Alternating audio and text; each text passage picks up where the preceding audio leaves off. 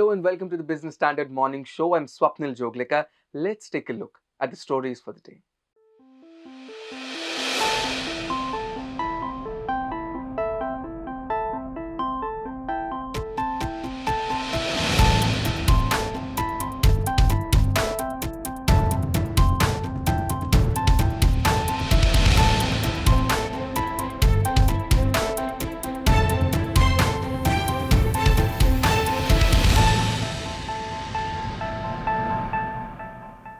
The BJP-led central government will table its last full budget in the parliament tomorrow. A lot is at stake, both for the government and the industry. Outside the corridors of power, people are also curious. Hit hard by inflation, they also expect some relief. And it is not just the personal tax rationalization, they want more. Business Standard's Kanishka Gupta and Debarga Sanyal hit the street to find out what people want from the government.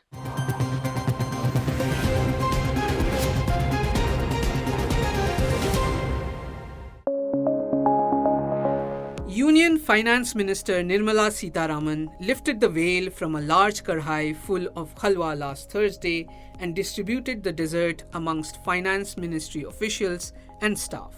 This traditional halwa ceremony marked the beginning of the quarantine period for all those involved in budget-making exercise in order to maintain secrecy.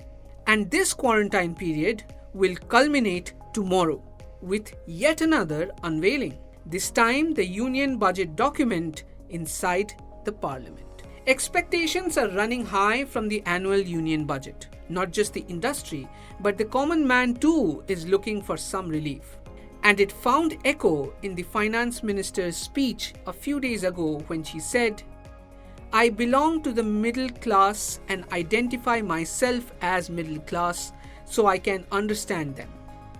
The Modi government has not levied any new tax on the middle class in any budget so far. No tax levied on people who earn a salary up to Rs 5 lakhs. From income tax slabs to government investment in the health and education sectors, and from tax implications on foreign remittances to duties on the hospitality and restaurant sectors, the average citizen's monthly budget is closely tied to the annual union budget. Like every year, the central government this year too invited citizens to share their ideas and suggestions for the upcoming budget on the MyGov website. And this year too, most of these citizen suggestions were on income tax cuts. People asked for tax exemptions on transactions conducted through digital modes of payments. There were even suggestions to scrap the minimum alternate tax regime. There were some unusual suggestions as well. People want the government to make it compulsory to provide Aadhaar, PAN, mobile and bank account numbers at birth itself.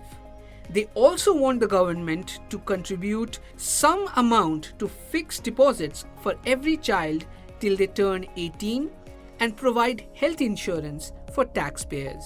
Some also sought a reversal on the recent government decision to distribute free food grains through a public distribution scheme after having ended the Pradhan Mantri Garib Kalyan Anna Yojana.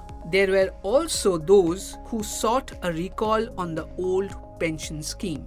And the government too is keeping its ear close to the ground since it is the last full budget before the next general election. And while the MyGov entries do present an interesting insight into the citizens' budget wish list, Business Standard took to the streets to gauge the mood of people and their expectations from the budget. For housewives, the increasing cost of their children's education is a cause of concern. Day by day बहुत ज़्यादा education sector का जो है बढ़ता जा रहा है. Every year कुछ ना कुछ स्कूल वाले डेवलपमेंट फीस, एनुअल फीस के नाम पे बढ़ाए जा रहे हैं. Somehow it's a very burden for the parents. And some students, when asked, spoke about the challenges the teachers face and demanded financial security for them. My expectations from budget is like a better allocation of funds, education given to new teachers.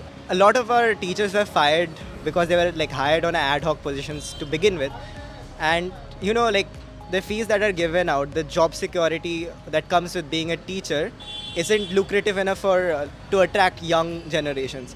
My expectations for budget is like teachers getting paid for the work they do. मुझे लगता है कि education system हमें सबसे पहले strong बनाना पड़ेगा. हर एक बच्चे को, हर एक व्यक्ति को हमारे हिंदुस्तान के शिक्षित बनाना पड़ेगा और साथ ही गवर्नमेंट को इसमें भी सोचना चाहिए. सैनिटरी पैड जो गरीब तबके के लोग हैं एटलीस्ट उनको तो गवर्नमेंट अपनी तरफ से देना चाहिए और इस चीज़ की एजुकेशन होना ज़रूरी है. Besides education, unemployment also weighs heavy on people's mind. My expectation from government this time is that they are going to do something for the unemployment sector, meaning people who are unemployed. They should be given some more jobs. I see that they have done a lot in terms of infrastructure and roads, continue to do that, and maybe bring in some reforms which will help the common man. No one, not even the students, have been spared by the rising cost of living. I want to see the budget reflect on the cost of living crisis which is going on all over the world, especially in India. Living in Delhi for students like us, it's very expensive. While for some, the ongoing layoffs in tech firms are a cause of worry. Number one, the MSME sector, which is going down as we have seen, and also the condition our current economy is. Every big firm is currently firing. A budget is not just something which is related to just the money. The rising inflation has nibbled away at the savings of the common person, and most respondents to MyGov as well as business standards queries therefore wished for rationalization of the tax brackets. However, some also demanded an increased government spending on rural infrastructure, including roads, and on research and developmental activities across sectors. Most importantly, people are aware about the budget's potential for ushering in fundamental policy-level reforms. ऐसे नहीं कि government policies नहीं निकालती, government policies निकालती है और उसका benefit मिलता है, पर एक अगर हम कहें ना रूट लेवल पे वो जो होता है वो नहीं पहुंच पाता. ये तो हर एक स्टेट के हर एक डिस्ट्रिक्ट में देखने को मिलेगा. तो ये है कि ग्रास रूट लेवल पे गवर्नमेंट काम करे इंडिविजुअली स्टेट की तो ज़्यादा अच्छा रहेगा. I want to know that when we use our natural resources, it generates some revenue for the government. Okay, I want to know how are they investing upon it for the future generations. Like what percentage of investment that comes as rent from those resources is being saved up. The government clearly has a tight rope to walk. While on one hand it has to deal with the rising fiscal deficit due to global headwinds, it also has to keep in mind the people's expectations, as this will be the last full budget before the BJP government faces elections.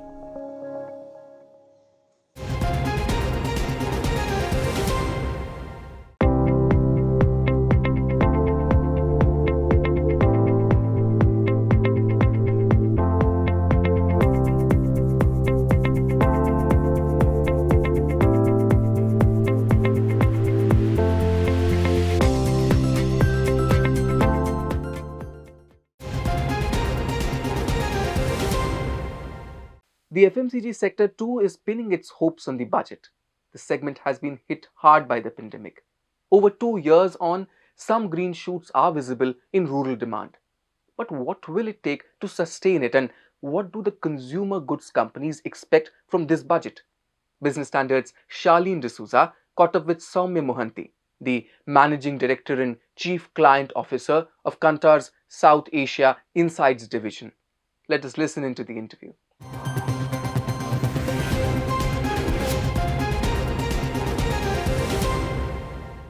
Thank you, Ms. Soumya, for taking your time out to speak with us on the upcoming budget. Let me first start off by asking, how do you help the upcoming union budget to help consumer companies achieve higher growth, and what announcements in this budget could actually help consumer companies actually, see some kind of revival, because there's been stress on the sector? Okay, first, thanks, Charlene, for having me here. Basically, the mood is one of cautious optimism. Consumers are expecting the economy to continue to grow, especially the more affluent sections and the older sections. But there is some amount of concern around inflation, and around job loss. So if you put the two and two together and then look at what probably would help from the budget, from a budget standpoint, what probably the industry is looking for, especially the consumer good industry, would be to revive. Actually, the industry has been under some stress, but not all that much. So if you see, the value growth has been consistent, and now volume growth is also starting to come back. Commodity prices have eased a bit, so it is in a situation where we are expecting recovery to happen. So I think what the industry would be looking for from the budget would be how to spur consumer demand, put money back into the hands of the consumers, and make them feel confident about spending. I think that would be the single biggest thing. Now, that can be through multiple ways. In rural, it would be through whatever it is, direct transfers, do programs that can create more jobs. I think rural is going to be vital this year to actually keep the momentum going as far as demand is concerned. And urban, I think the expectation is it will hold steady as long as there is nothing which is going to be, as long as taxes don't increase. I think consumers are not expecting taxes to increase. And they are probably expecting some amount of rebates also on healthcare costs have gone up. There are concerns around that. So some amount of rebate, some amount of positive sentiment through the budget that can spur consumption. I think that would be the expectation. You've touched upon the fact that the government needs to put more money in the hands of the consumer. But at this point, if you have to, because you get a sense, because you deal with all the consumer companies, you could get a sense of, what would be right now the top ask that the industry has from the FM at this point in time, just ahead of the budget, or, from the budget, in fact? I think balanced growth. I think that's what everybody from the consumer good industry has been saying, and it was balanced growth across all sectors, all markets, and job creation. Because finally, it is when for consumer good industry, what you need is volume of demand, and that can only happen if there are jobs getting created, there is money in the hands of the consumer to go out and spend. So obviously rebate, GST breaks, etc. I don't think, now I'm speaking from our point of view, which is not coming from I'm not speaking on behalf of the consumer industry. Please appreciate that. This is more from a consumer standpoint. So what will make consumers spend money is a lot more confidence about future, that jobs are going to be protected, that inflation is going to ease, and there will be money flowing to them. So I think that is exactly what the industry would also look forward to. We've already started with a stress point, which is rural demand. We are seeing green shoots right now. Volume recovery is being seen. But do you expect this to continue? Because companies are still calling out that the growth ahead is still going to be value-led. Do you expect, but since there is a recovery in volumes, will this continue through the rest of the year? Expectation is it will, and that is the trickiest part, because wheat prices, I think, have still not come down, but the other, I think sugar is stable, palm oil is soft. So commodity prices are softening, which will allow them to pass on the benefit to the consumers. So there would be an easing of prices, which has been the single biggest deterrent to growth in the past. Plus, if you look at it, when the FMCG companies did take up pricing, it has pretty much sustained. It hasn't been as bad. The impact hasn't been as bad as one would have feared. So to that sense, consumers are in the mood to spend. They are in the mood, I think post-COVID, consumers have been in a consistent mood to spend money. And therefore, the expectation would be that would continue. And rural, of course, I think the government will have to just spend money to spur, to create jobs, to give direct monies back to the consumers, to correct some of the supply chain challenges that are there as well, which have emerged over time. I think that expectation would be there. So I think cautious optimism on all sides. Companies have been talking about India as an ideal destination for investment at this point. Do you agree? And how can the government make things better? First is, the McKinsey CEO said that this is India's century.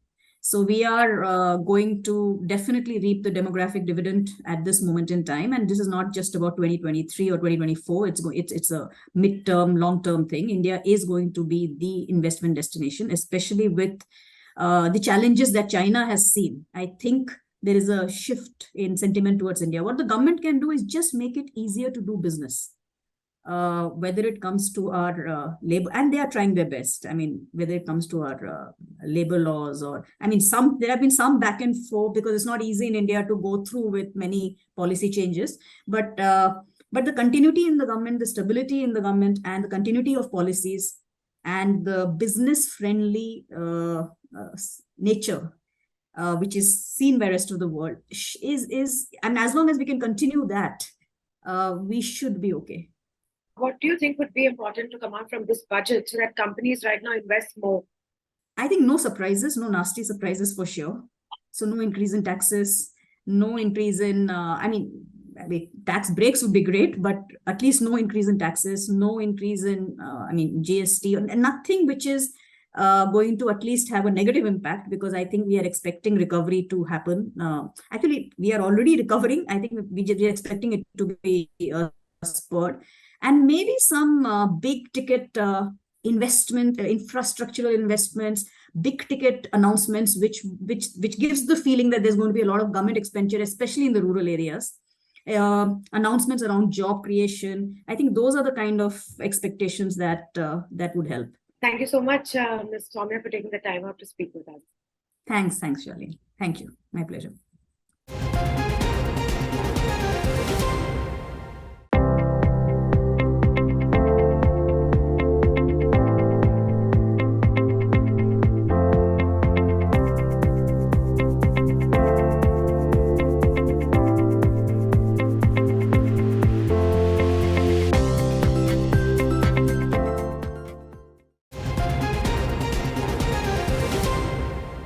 The investor community is also keeping its fingers crossed.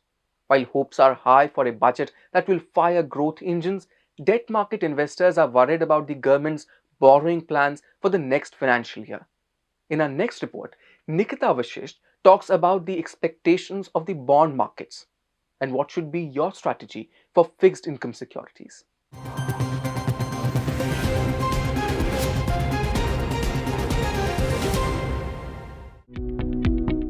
Finance Minister Nirmala Sitharaman will present India's union budget tomorrow for the financial year 2023-24. And like every other year, financial markets are keenly awaiting the FM's proposals to gauge which could be the next engines of growth for India's over $3 trillion economy. This budget is especially important for investors as it will be the last full budget ahead of the general elections in 2024. Most analysts expect capital expenditure or capex to be the focal point of the budget. It may also be peppered with manufacturing SOPs, subsidies and welfare proposals to support the rural economy. Given this, the government's borrowing plans next financial year to fund various schemes will be a crucial commentary to watch out for debt market participants. Here's what Sandeep Yadav of DSP Investment Managers has to say.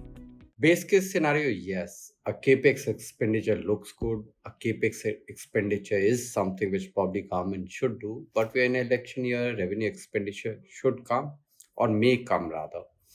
So in such a scenario, what should be your market borrowing, be it fiscal or be it capex or be it revenue expenditure? But I think par for the course market is expecting something around 16 to 16.5 lakh crores of market borrowing. And frankly speaking, it's not something which is out of stretch. Last year, we had closer to 14.5 lakh crores of market expenditure. India's GDP nominal growth was around 15%. So 16 is not something, which is out of reach. What probably the market is not expecting is a market borrowing less than 16 lakh crores. If it happens, then we will certainly see a minor rally in the markets. What market is certainly not expecting is market borrowing closer to 17 lakh crores. If that happens, we'll see a minor sell-off in the market. The Narendra Modi-led government has decided to borrow 14.21 trillion rupees from markets during the financial year 2022-23. Of this, nearly 42% was to be done in the second half of the financial year. Over the next 2 months, markets will see almost half this amount and a big chunk of the state government borrowings hitting the markets. This, coupled with potential liquidity tightening all through FY24, will decide the bond yields trajectory going forward. According to analysts at MK Wealth Management, it is likely that there could be a scramble for funds during the last few months of FY23. This is because interbank liquidity is low and banks need to offer higher rates on deposits to gather enough money. Fiscally, the free grains program and likely extension of PLI schemes to more sectors may cost more to the government and put pressure on the markets. Also, the fact that most of the borrowings are concentrated usually in the longer maturities could also bring in some pressure at the long end later in the year. Against this backdrop, how should fixed income investors play the markets? MK Wealth suggests that investment currently should be at the short end of the curve. Once the long end yields attain saturation at 7.45% or beyond on the 10-year benchmark, investments could be initiated at the long end like gilt funds. For long-term investors, MK picks credit risk funds and alternate investment funds as investment avenues. So far, in January 2023, yields on 10-year government securities have stayed range-bound, staying between 7.286% and 7.387%. Going ahead, Yadav of DSP Investment Managers expects yields to rise after the budget presentation. I believe they will rise just after the budget. Irrespective of, where the yields are in February, I think that's a good time to buy. Why do I say that? Well, let's say yields are at 7.7% for 10 years. I think it's an amazing point to buy because suddenly you have got most of the worst news already priced in. We've got next few months where probably global growth will come down, domestic growth will come down, and probably the worst is already priced in at 7.7%. How about a converse scenario where budget is really good and we see a rally in the markets? If it's at 7.3%, I say it's still a good point to buy. Why? Well, we certainly know that supply is not going to be there for next few months, and then why not buy? Because that is the biggest risk to the market. In fact, a lower supply last fiscal year was the reason why bond yields did not go to 7.75%, because states did not come up with extra issuances. So when you add up both the things, I think irrespective of where the markets are, next year is probably the time when, and next month, in fact, February is the time when you want to buy. On Tuesday, investors will eye the economic survey for the financial year 2022-23. Besides Q3 earnings, news flow around Adani Hindenburg case and global cues will guide the sentiment.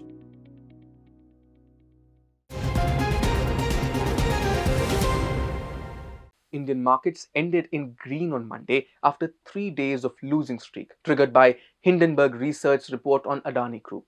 The US-based firm has said it held short positions in Adani Group companies through US bonds and derivative instruments. But what is short selling, and how do traders use this market strategy to maximize gains?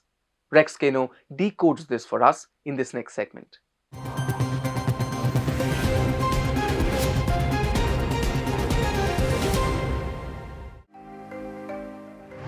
US-based Hindenburg Research said on January 25th that it held short positions in Adani Group companies through US bonds and derivative instruments. The short position in these stocks, Hindenburg said, was taken amid concerns over the group's accounting practices and sky-high valuations. This triggered panic on the bourses, with shares of Adani Group companies tumbling up to 27% in just 2 trading sessions on January 25th and January 27th. In response, Adani Group accused Hindenburg of making a windfall gain by doing a calculated securities fraud and terming it as an unethical short seller. So what exactly is short selling? Short selling is an investment strategy wherein the investor borrows and sells securities without owning them, on hopes of buying the same at lower prices in the future. Short selling is akin to speculating a decline in the underlying instrument. It is also one of the commonly used trading strategies in bear markets. The investor or the firm which initiates or holds such trading positions is called a short seller. The short seller can book significant profit in case of a decline in the underlying asset as anticipated. A point to be noted is that the short seller gets to profit without having actually owned the securities in the first place. In case the speculative call goes wrong, The short seller will have to scamper and cover short positions at losses. This is also called short covering. This takes us to the final question.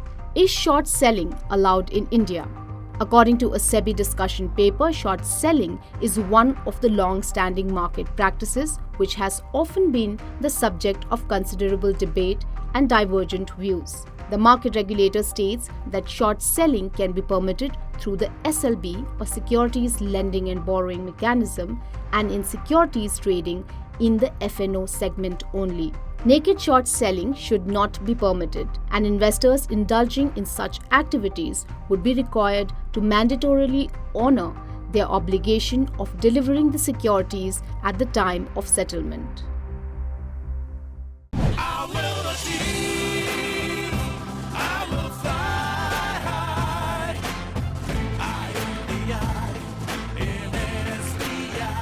I'm backed by the nation's trusted bank, SBI, the banker to every Indian. Till Monday, Adani Group's 7 listed stocks saw an erosion of over 1.75 trillion rupees in market valuation.